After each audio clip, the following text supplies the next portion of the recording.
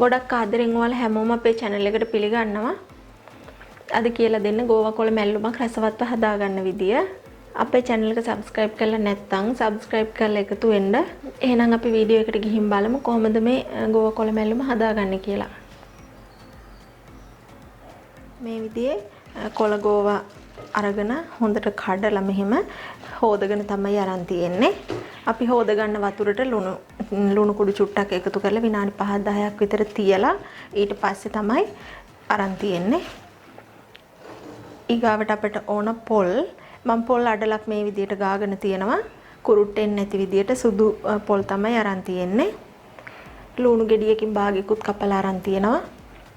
පොල් තෙල් පොඩ්ඩක් ඕන. කොච්චි අරන් තියෙනවා. කොච්චි කරල් 7-8ක්. කොච්චි නැත්තම් අමු මිරිස් පාවිච්චි කරන්නත් පුළුවනි. අබ ටිකක් ඕන. රස අනුව ලුණු ඕන. කහ කැමති කෙනෙක්ට කහ එකතු කරගන්න නැතුව හදා ගන්නත් පුළුවනි. මම කහ චුට්ටක් ගන්නවා. ওই ටික තමයි අපිට ඕන වෙන්නේ. අපි කොළ ටික කපා ගමු.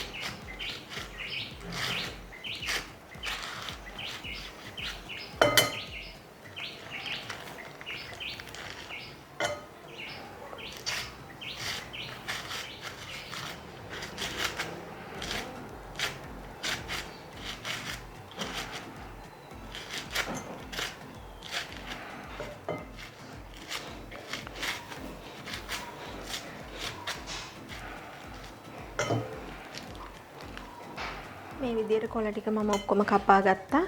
මේ විදිහට ගෝවා කොළ හදාගනිද්දි හීන් වෙන තරමට තමයි මැල්ලුම ගොඩක් රසවත් වෙන්නේ.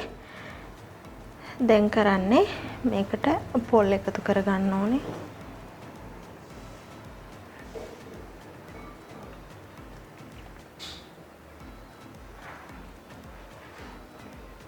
ඊට පස්සේ ලුණු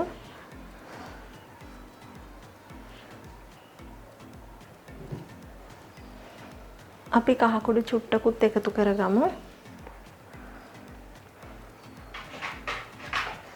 මේ විදිහට.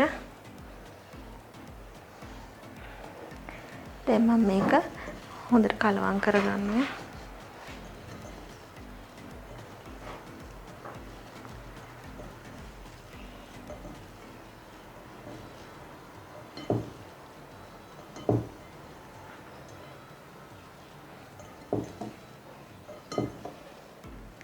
භාජනයක් රත් වුණාට පස්සේ ඒකට පොල් තෙල් චුට්ටක් එකතු කරගන්නවා.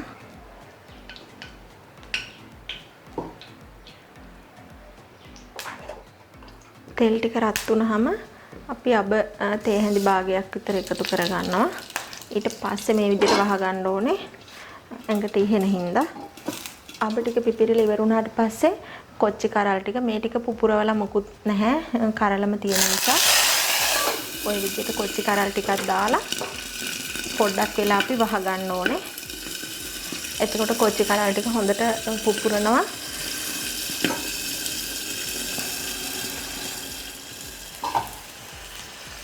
මේකටම කපාගත්ත ලුණු ටිකත් එකතු කරනවා.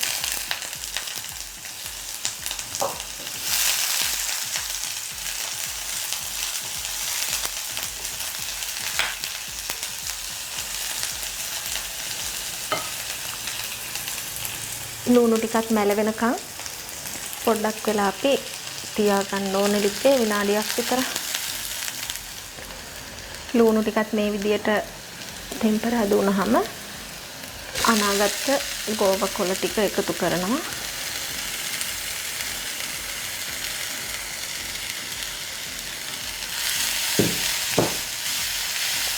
ලිපේ ගින්දර ගොඩක් වැඩි කරගන්න නැතුව හිමිහිට මේක දෙපැත්තම රත් වෙනකන් අපි රත් කරගමු.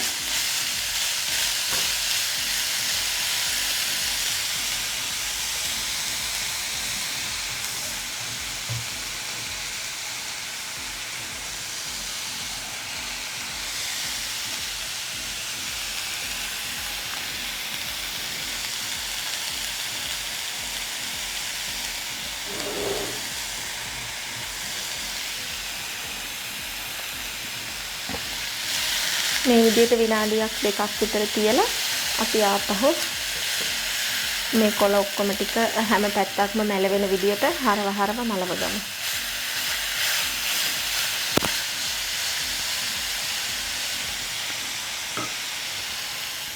ඔන්න ඉතින් රසවත් ගෝවා කොළ මැල්ලුමක් අපි හදාගෙන තියෙන්නේ. මම මේ වෙලාවෙදී ලිප ඔෆ් කරගන්නවා. ඔයාලත් මේ විදිහට හදලා රස බලන්න. එහෙනම් මේ වගේම තවත් අලුත් වීඩියෝ එකකින් හමු වෙමු.